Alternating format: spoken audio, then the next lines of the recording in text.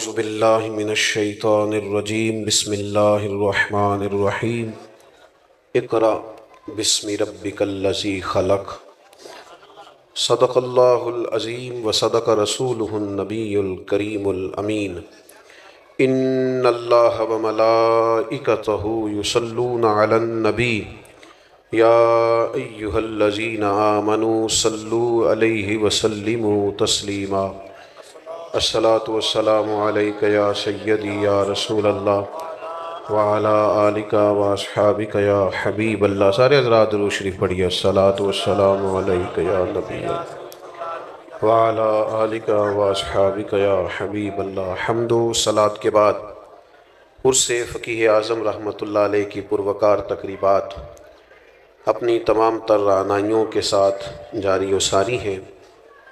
उलमा के ख़ूबसूरत बयानात आप समात फरमा रहे हैं। अभी भी एक ख़ूबसूरत गुफ्तगू जो बुज़ुर्गान दीन की ख़ूबसूरत और पुरवकार ज़िंदगियों से हमें रोशनास करा रही थी, हमने समात की है। अल्लाह ताला अमल की तौफ़ीक़ अता फ़रमाए। इसी स्टेज पर बड़े ही कदावर उलमा, मशाइख, सादात, मुबल्लिगीन, दाइयाने किताब व सुन्नत तशरीफ़ फरमा हैं और सदारत की कुर्सी पर मारूफ़ और मुमताज़ आलिम दीन, मुमताज़ दानिश्वर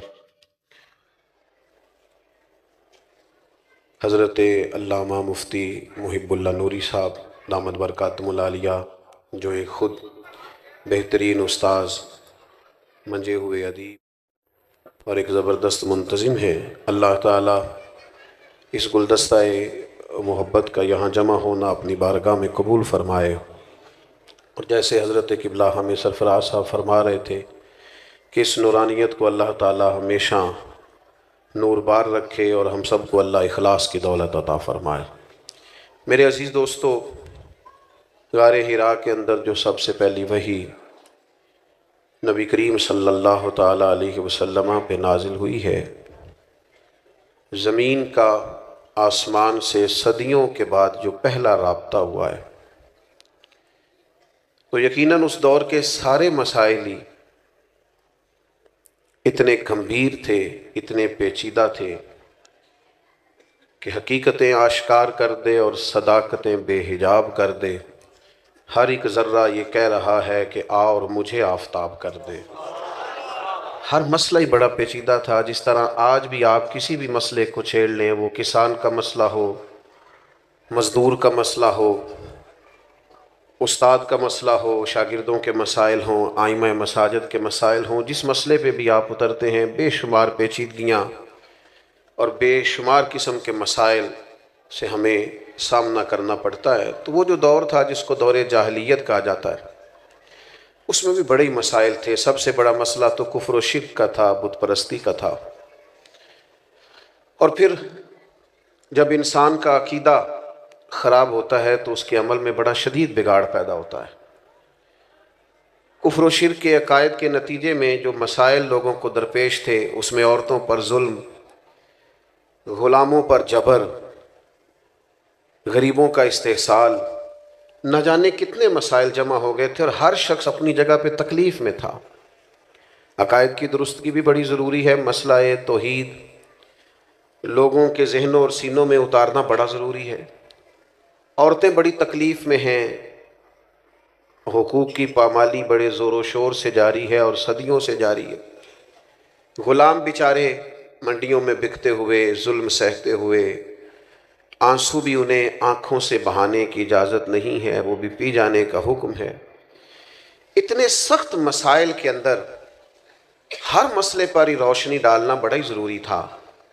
लेकिन कुर्बान जाइए, जो पहली वही नाजिल होती है वो बड़ी काबिल गौर है कि उसमें ना तो बज़ाहिर अकीदा तौहीद की बात की गई, ना उसमें औरतों के हुकूक की बात की गई, ना उसके अंदर बज़ाहिर ग़ुलामों की बात की गई, बल्कि जो पहली वही नाजिल हुई है उसमें कहा यह गया कि इक़रा, पढ़ो, इक़रा बिस्मि रब्बिकल्लज़ी खलक़, अपने रब के नाम से पढ़ो जिसने पैदा किया है। माना क्या है कि मसाइल जितने भी हों उन सब का हल तालीम होती है। जो लोग इल्म पढ़ते जाते हैं ना, सीखते जाते हैं, उनके अकायद भी दुरुस्त होते जाते हैं। जब वो गहराई में उतरते जाते हैं तो उनके अखलाकी रवैये भी ठीक होते जाते हैं। जब इंसान पढ़ता जाता है, इल्म हासिल करता जाता है, तो फिर ये होता है कि उसे हुकूक का भी ख्याल आता है। बल्कि जितना ज़्यादा कोई शख्स पढ़ता है, लिखता है, उसका अपना मिजाज इस कदर ज़्यादा शुस्ता हो जाता है कि बाज़ जगहों पे उसे कहना पड़ता है कि मियाँ थोड़ी सख्ती भी करें, आप तो ज़्यादा ही नरम मिजाज हो गए। कहना पड़ता है कि आप थोड़ी सी शिद्दत भी पैदा करें, बाज़ मसाइल आपकी नरमी की वजह से ख़राब हो रहे। तालीम, इल्म एक ऐसी रोशनी है, लेकिन वो तालीम हो, वो सीखने के लिए हो, वो शेर व सुखन ना हो, महफिल गरमाने के लिए जुमलों को अजबर ना किया गया हो, वो सीखने के लिए हो, तालीम पाने के लिए हो, उसके लिए तलब भी हो, तड़प भी हो। जिस बुजुर्ग के उर्स पे हम आए हुए हैं ना, हज़रत फ़कीह आज़म रहमतुल्लाह अलैह तरोताज़ा मिजाज के मुफ्ती थे, जिनकी नज़र सदियों बाद देखती थी। कुछ लोग ऐसे होते हैं कि वक्ती तौर पर वो कोई बात करते हैं, तो बाज़ लोग ऐसे होते हैं जो उनसे राय का इख्तलाफ करते हैं। राय का इख्तलाफ बड़ा हुस्न होता है, राय का इख्तलाफ बड़ा कीमती होता है। मुखालफत नहीं होनी चाहिए, अदावत नहीं होनी चाहिए। राय का इख्तलाफ तो बड़ी खूबसूरत बात है, लेकिन होना दलील की हद तक जाइए, ज़ातियात तक वो इख्तलाफ। ये तो माबैन सहाबा के भी होता था। हज़रत उमर फ़ारूक रदी अल्लाह तआला अन्हु जुमे का खुतबा देने आए तो नया नवेला सूट पहन करके आए और उसी तरह का आपने कुर्ता और उसी तरह का तहमद ओढ़ रखा था। तो हज़रत अबू अय्यूब अंसारी ने उठ के इख्तलाफ राय किया, कहा जनाब बताइए, ये आप एक एक सबको कल चादर बटी थी तो आपके पास दो कैसे आई? तो हज़रत उमर ने उस इख्तलाफ राय को कबूल किया, उस पर यह नहीं कहा तेरी जुर्रत कैसे हुई। तो अमीरुल मोमिनीन से पूछे, इख्तलाफ राय हुस्न है, बस ज़रा उसका अदब आना चाहिए। कातिल को कोई कत्ल के आदाब सिखाए, कातिल को कोई कत्ल के आदाब सिखाए। देखो दस्तार के होते हुए सर काट रहा है। कुछ लोग खाली बात से ही, दस्तार तक जाने से ही मान जाते हैं, गले तक तो जाना ही नहीं पड़ता। तो दलील से बात। हज़रत अबू अय्यूब अंसारी रदी अल्लाह तआला अन्हु ने कहा कि जनाब ये आपने दो चादरें कैसे इस्तेमाल की? तो कहा मेरा बेटा जवाब देगा। तो आपके साहिबजादे उठे, उन्होंने कहा मैंने अपनी चादर भी वालिद को पेश कर दी थी। तो वही जनाब अबू अय्यूब अंसारी दोबारा उठे। इन्होंने ये नहीं कहा कि वो पिछले महीने वाली बात का भी जवाब दें। वो फिर वहाँ क्या हुआ था, बस एक इख्तलाफ था दलील की हद तक, और ये हुस्न है। हज़रत अबू अय्यूब अंसारी उठे और उठ के कहा जनाब हमें सवाल का जवाब मिल गया, अब आप बात कीजिए, हम बात भी सुनेंगे, हुक्म दीजिए, फरमा बरदारी भी करेंगे। इसलिए कि दलील की हद तक। और ये बड़ा हुस्न है, सिर्फ कब्रिस्तान में इख्तलाफ नहीं होता, चूँकि वहाँ सारे मुर्दे होते हैं ना, जिंदों में इख्तलाफ हो जाता है, चूँकि लोग सांस लेते हैं, सोचते हैं, गौर करते। तो तालीम का मकसद जुस्तजू हो, तालीम का मकसद ये हो कि आप किसी जगह राय रखते हो, आपने किसी बात को समझा हो। बल्कि हमारे एक बुजुर्ग फरमाया करते थे, तालीम का मकसद ये है कि आप उस्ताद पीर वाले हों, आपने किसी से सीख रखा हो, समझ रखा हो। तो तालीम मसाइल का हल है, इल्म मसाइल का हल है। पढ़ना, सीखना, लिखना, गौर करना, तफक्कुर करना और फिर किसी से इस्लाह लेना, तरबियत लेना, इससे मसाइल ख़त्म। बाज़ औक़ात ना मसाइल ज़्यादा होते हैं, हल एक ही होता है। किसी कमरे में अंधेरा हो तो बहुत सारे मूजी जानवर जमा हो जाते हैं, उसमें बिच्छू भी आ गया, सांप भी आ गया, छिपकलियाँ भी आ गई और भी कुछ मूजी जानवर जमा हो गए। तो आप अगर अंधेरे में उन जानवरों को मारना चाहेंगे तो हो सकता है वो आपको तकलीफ़ दें, डंग मार दें। और ये भी हो सकता है कि आपसे पकड़े ही ना जाएं। आप कैसे पकड़ेंगे, अंधेरा है, आप अंधेरे में तो टामक टोइयाँ मारेंगे, कैसे उनको कत्ल करेंगे? तो जानवर ज़्यादा हैं, मूजी जानवर हैं, तकलीफ़ ज़्यादा है, लेकिन उसका हाल भी मौजूद है। आप उनको मारने की कोशिश ना करें, आप इस तरह करें, कमरे में रोशनी करें। आप कमरे में रोशनी कर दें, आपको जानवर मारने ही नहीं पड़ेंगे, वो वैसे ही भाग जाएंगे। छिपकली दीवार पे चढ़ जाएगी और सांप अपना रास्ता ले जाएगा और बिच्छू दौड़ता नजर आएगा। ये तो अंधेरे की वजह से जमा हुए। आज भी जितने मसाइल हैं वो पाकिस्तान में हैं या उम्मत मुस्लिमा के मसाइल, उन सब की बुनियादी वजह यह है कि लोग दीनी तालीम से दूर हैं। मैं आपको सच बताता हूँ, मैं आपको दयानतदारी से बताता हूँ, छोटा आदमी हूँ, लेकिन मैं आपको तजर्बा करके और माहौल को पढ़ के, देख के, गौर करके बताता हूं कि मसाइल इसलिए पैदा हुए हैं कि लोग दीनी तालीम से दूर हैं।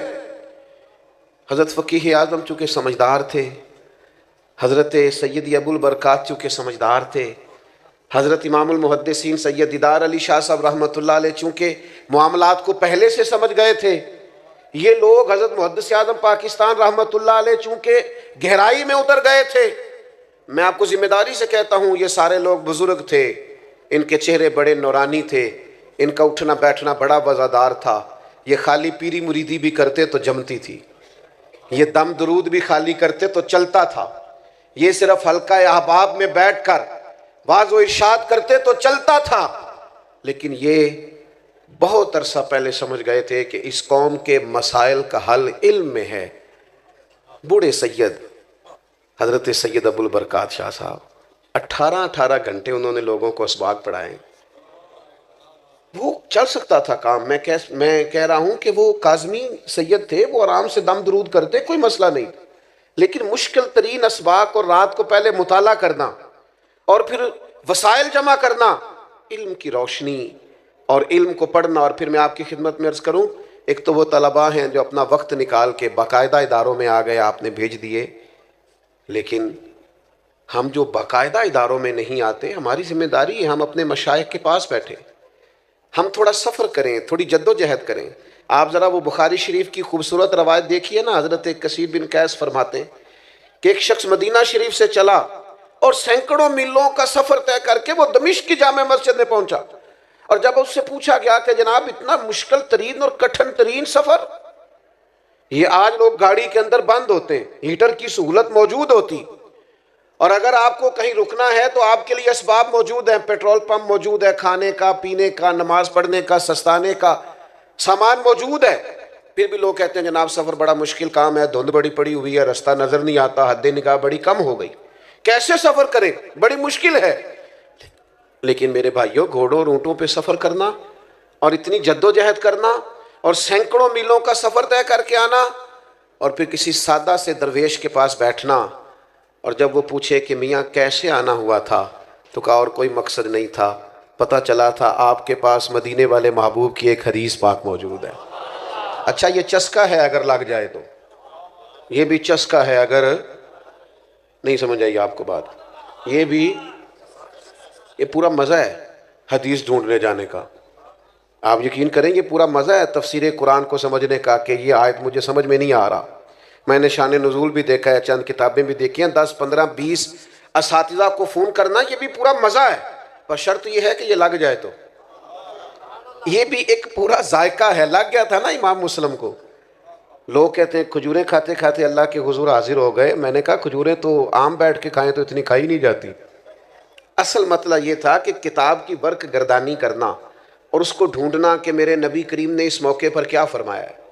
ये जायका भी अगर कभी लग जाए ना, ये सूरत भी अगर कभी बन जाए तो ये बड़ा मज़ा देती है। इसका भी एक अपना लुत्फ है, एक अपना जायका। हज़रत मुआज़ बिन जबल रज़ी अल्लाह तआला अन्हु बयान फरमाते हैं, कहते मैंने दर्जनों लोग ऐसे देखे हैं जो हुजूर की बारगाह में बैठे होते थे तो यूँ लगता था जैसे झोलियाँ फैला रखी, उनकी नज़रें झुकी होती थीं, ऐसे गोया सरों पे परिंदे बैठे हैं, लेकिन उनकी होश इतने सलामत होते थे कि एक एक बात महबूब की महफूज किए जाते थे। और आप कभी कुतुब हदीस का मुताला करें, उन्होंने सिर्फ हुजूर की बातें याद नहीं की, हुजूर ने किस मौके पर क्या इशारा किया था वो भी याद करके रवायत किया। अगर महबूब ने कहीं 2 उंगलियां जोड़ के दिखाई हैं तो हर रवायत में उनकी 2 उंगलियां जुड़ी हुई नजर आती। ये भी एक जायका है, एक लुत्फ है। हमारा ये मसला बन गया है कि हम ना ये वाला ज़ौक़ नहीं पैदा करते। ये वाली तो हमने कुछ ऐसे बुजुर्ग देखे हैं अपनी ज़िंदगी में जिन्होंने बहुत उलमा की तकरीरें सुनी, लेकिन इस तरह करके सुनी कि जिस महफिल में गए कागज़ कलम साथ ले गए, हज़रत ने आज क्या बयान किया उसको नोट किया, उनके पास ज़ख़ीरे जमा हो जाते थे। वो सुन सुन के बाज़ लोगों की कुव्वत समात बड़ी अच्छी होती, सुन के जल्दी याद कर लेते। सुन सुन के उन्होंने बड़ी सारी बातें अपनी तरबियत के लिए अपनी, और फिर इस तरह भी हुआ कि उन सुनने वालों में से बहुत सारे सूफ़ी तैयार हुए। मैं दर्जनों ऐसे लोगों को जानता हूँ, इन्होंने बाकायदा निसाब तो नहीं पढ़ा, लेकिन किसी शेख की सोबत उठाई है तो बेहतरीन करके उठाई, ज़बरदस्त करके उठाई है, उसके नुकूश नज़र आते हैं बाकायदा। तो ये ज़ौक़ जो है ना, थोड़ा सा इल्म का शौक़ आज बड़ा घुटन वाला माहौल हो गया है। हर बात पे एतराज़, हर बात पे शिकवा। आप तो माशाल्लाह अहले मोहब्बत हैं और यहाँ एक खानका पे तशरीफ़ फरमा है, लेकिन जब दुनिया से उठ के हम ऐसे ही जगहों पे जाके बैठते हैं ना, जो कहीं वाबस्ता नहीं, जो दूर बैठे हुए हैं और जिनके मिजाज में तनकीद है, तो हम जब उनकी बातें गौर से सुनते हैं ना कि बहुत अमीर आदमी है लेकिन उसका ख्याल ये है कि यार ये मौलवी कुछ भी नहीं कर रहे, ये बस बाज़ मामलात में उनका ख्याल होता है कि बोझ ही बने हुए हैं।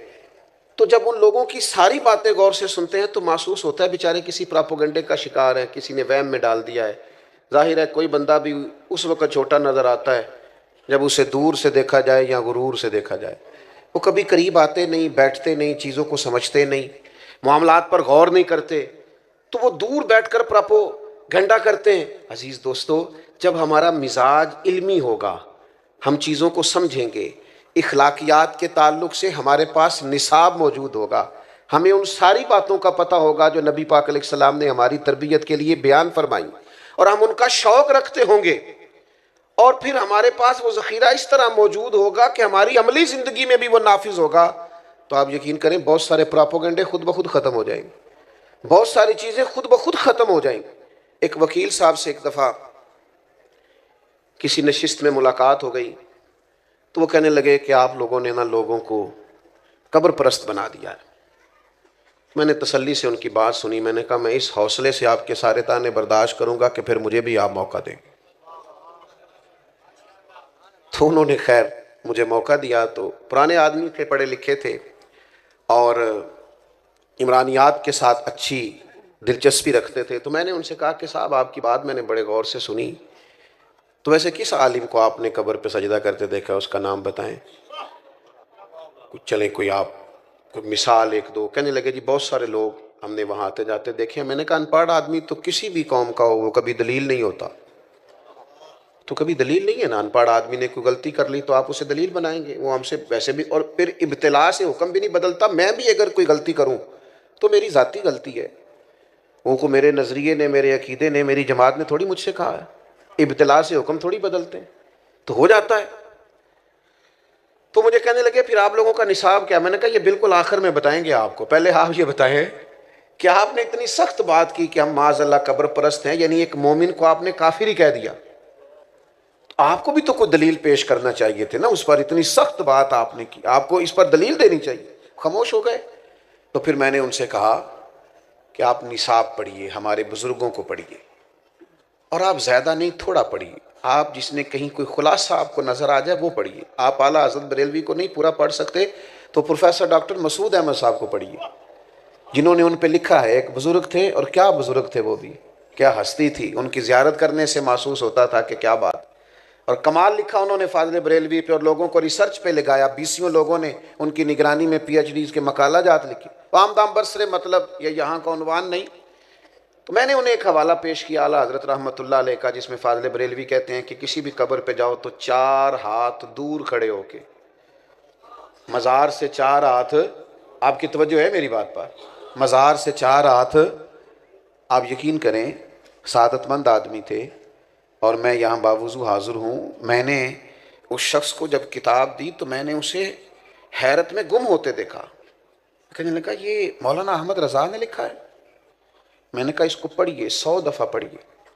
अब मैं कोई उसमें फातिहाना हाथ खड़े करके वहाँ से वापस नहीं आया। मैंने अपने दोस्तों को वापस आकर ये नहीं कहा कि मेरी 2-3 मुलाकातें हुई, देखो बंदा, ये मैंने नहीं कहा। बल्कि मैं वापस आया और गाड़ी में बैठते ही मैं अपने दोस्तों से कहा आज मुझे एहसास हुआ है अपनी सुस्ती का, आज मुझे एहसास हुआ है अपनी काहिली का, आज मुझे एहसास हुआ है कि हम किस कदर ज़्यादा नाकाम हुए इस काम में कि हम अपने बुज़ुर्गों की ख़ास बातें भी लोगों तक पहुंचा नहीं सके। हम किसी को बता ही नहीं सके कि हमारे बुज़ुर्गों ने क्या लिखा है। वहीं रहे अपने 4-5 लोगों में मस्त, ये पैगाम दे ही नहीं सके। खुदा करे कि ऐसा हो, खुदा करे कि ऐसा हो कि आप हज़रत फ़कीह आज़म को पढ़ने वाले हों, अल्लाह करे कि ऐसा हो आप आला हज़रत बरेलवी को पढ़ने वाले हों। लेकिन मैं बड़ी ज़िम्मेदारी से कहता हूँ, इतनी मुशक्क़तें ज़िंदगी भर जिन लोगों ने की, उनसे खालिस प्यार रखने वालों ने भी प्यार तो किया और खालिस किया, लेकिन जो असल मिशन था उस मिशन पर चल नहीं सके, तवज्जो नहीं की, गौर नहीं की। आपके पास तो हर वक्त किताबें होनी चाहिए थी, हर वक्त किताबें बंटनी चाहिए थी। जितनी किताबें आपके बुज़ुर्गों ने लिखी हैं तो दूर दूर तक मिसाल ही नहीं मिलती। तो ये शौक़ जब पैदा होगा ना, मिजाज इल्मी होगा, तबीयत सीखने की होगी। ज़्यादा बातें नहीं करनी, बात को समेटना है। ये भी चस्का है, अगर कभी लग जाए ना सरकार की हदीस पाक पढ़ने का, सुनने का। ये भी हज़रत अब्दुल्ला इब्ने अब्बास को हुजूर ने दुआ दी थी ना कि अल्लाह ताला तुझे दीन की फ़क़ाहत अता करे। तो उनको पता चला कि हज़रत उबई बिन काब रदी अल्लाह ताला अन्हु महबूब की अहादीस का ज़ख़ीरा रखते हैं। तो फिर उनके घर जाते थे तो उस्ताद के एहतराम का ये हाल था कि दस्तक नहीं देते थे, उनके दरवाजे पे बैठ जाते थे। और फरमाते कभी मैं यूं भी बैठता कि मैं बैठा रहता, और फिर कभी यूं भी बैठता कि बैठे बैठे थक जाता, और फिर मैं अपने इमामे का सरहाना बना के उनके दरवाजे के कोने पे एक साइड पे लेट जाता। ठंडी हवाएं जब मदीना चूम के गुजरती तो रेत मेरे बालों में पड़ जाती। फरमाती मेरे उस्ताद हज़रत उबई बिन काब अपनी मर्ज़ी से बाहर आते और मुझे लेटा हुआ देखते तो मैं उनकी आंखों में आंसू भी चमकते देखता। और फिर वो फरमाते हो मेरे नबी पाक के चचाजाद, मुझे बुला लिया होता, मैं आपके पास आ जाता। तो फरमाते नहीं, आज शहज़ादा बन के नहीं आया, शागिर्द बन के आया। मुझे कुछ महबूब की अहादीस आप सुना दे, मैं उनको याद कर लूँ। मेरे अजीज़ों, ये भी एक जायका है। खुदारा कोई ऐसी वीडियो नहीं बची जो हमने ना देखी हो, कोई ऐसी नई दास्तान नहीं जो हमारी नज़रों से ना गुजरी हो। यानी अभी किसी ने तस्वीरें चढ़ाए, 5 मिनट नहीं गुजरते हम देख भी लेते हैं। एक दूसरे से पूछ रहे होते हैं जनाब वो क्या बना। और मेरी तरह का कुछ शख्स अगर कह दे मैं तस्वीरें देख नहीं सका तो कहते लो तुसी साड़ियाँ तस्वीरें ही नहीं तकियाँ, इतना करीबी ताल्लुक़ है। वो बाहर आ जाएँ। अब तो थकावट हो गई है इन कामों से, अब तो बाज़-औक़ात तबीयत पे बोझ बनती हैं बार चीज़ें। अमली ज़िंदगी में आएँ, किताब व सुन्नत का शौक़ पैदा करें। थक गए हैं लोग माल कमा कमा के, थक गए हैं लोग अच्छे खाने खा खा के, थक गए हैं लोग दुनिया के मसाइल हल कर करके, थक गए हैं लोग ट्रैवलिंग कर करके। अब वो लौटना चाहते हैं रसूल करीम के कदमों की तरफ। बेचैनियाँ बढ़ गई हैं, परेशानियाँ बढ़ गई हैं, ज़हनी आवारगी बढ़ गई है, हालात कंट्रोल से निकल रहे हैं। दुनिया वापस गुंबद खजरा की तरफ लौटना चाहती है। दीनदारों की जिम्मेदारियां बढ़ती जा रही हैं। इन्हें दीनी ज़ौक़ और दीनी इल्म के फ़रोग़ के लिए जदीद तकाज़ों के मुताबिक मुनज़्ज़म जद्दोजहद करनी पड़ेगी। और वो तबका जिसके बारे में मेरा और आपका ख्याल है कि ये बिल्कुल भी दीन से दूर है। मैं सफ़र मुझे बोल करना पड़ा ज़िंदगी में, तो बड़े खूबसूरत तजुर्बात हुए। हम कोई 7-8 घंटे वाली एक फ़्लाइट में मौजूद थे। तो मेरा ख्याल ये था कि यार ये सारे लोग शायद दुनियादार हैं, तो मेरे मोबाइल में कुछ कुरान मजीद है तो मैं शायद देख रहा हूँ। तो एक नौजवान हमने ऐसा भी देखा जिसने बाल पीछे से बांध रखे, पोनी पहनी हुई, और उसकी हालत ये थी कि पैंट शर्ट भी चलो लोग पहनते हैं पर कुछ ज़्यादा ही उसने जदीद पहन ली थी। तो वो बाज़ लोग हंस भी रहे थे और अल्लाह ताला मुझे माफ़ करे मैं भी पढ़ते पढ़ते थोड़ा सा मुस्कुराया। लेकिन फिर बाद में ढेर सारे लोगों ने मेरी तरह सजदा साफ किया जब वो बज़ाहिर फैशन में लदा हुआ नौजवान और साथ वाली सीट पर बैठते ही, सीट बेल्ट बांधते ही, जब उसने अपनी फ़ाइलों के अंदर से कुरान मजीद निकाला, उसने पढ़ना शुरू किया। तो मैं भी कह रहा था नहीं भाई ये जारादारी कोई नहीं, ये किसी के घर की लौंडी कोई नहीं, ये तौफीक है वो करीम जिसको चाहता है अता फरमा दिया करता। आप ये मत समझिए कि ये बिगड़ा हुआ जवान है, ये करीब नहीं आए। आप इसके अंदर ज़ौक़ तो पैदा करें, इसका दिल तो धड़क रहा है। दिल अगरचे जान गुजिल है, करूं क्या कि दिल है।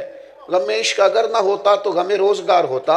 इनको इश्क का गम नहीं लगा तो रोजगार का लग गया है। इन्हें गमे इश्क लगाइए, लग जाएगा। ये तो तैयार बैठे हैं, कोई है ही नहीं जो आके चिंगारी सुलगा दे। मुझसे नाराज ना होइएगा, मैं कह चुका हूं इख्तलाफ हुस्न होता है, लेकिन वो जो हमारे पास आए बैठे हैं वो दीन सीखने आए, हमारे आपसी इख्तलाफ सुनने नहीं आए। वो हमसे ये पूछने नहीं आए कि मियाँ वहाँ क्या हुआ और वहाँ आप गए थे तो वहाँ क्या हुआ। वो कहते हैं यार ये झगड़े तो बाहर भी हम छोड़ के आए और यही सारी बातें हमें यहाँ लग गई। तो ये जायका तमाम मसाइल का हल ये है कि आप नबी पाक अलैहिस्सलाम के दीन के फ़रोग़ के लिए, किताब व सुन्नत की तरवीज के लिए। हज़रत बकीउद्दीन इब्ने मखलद कहते हैं मैं अपने मामू के पास पढ़ता था और मेरी तलब हदीस पाक में इतनी ज़्यादा थी कि मेरे मामू मुझे कहने लगे पुत्र तू बगदाद चला जा इमाम अहमद बिन हंबल के पास, मैं तेरा ज़ौक़ नहीं पूरा कर सकता। फरमाते मैं दरिया पे बैठा आने के लिए तो रास्ते में तूफ़ान आ गया। वो मैं बिछड़ा काफ़िले से तो एक जजीरे पे चला गया, 1 महीना बगैर खाए पिए गुजारा। फिर कोई सहारा मिला तो बगदाद पहुँचे। जो बगदाद आए तो पता चला कि इमाम अहमद बिन हम्बल पर तो बादशाह ने बड़ी सख्ती कर दी है, घर में नज़र बंद कर दिया है।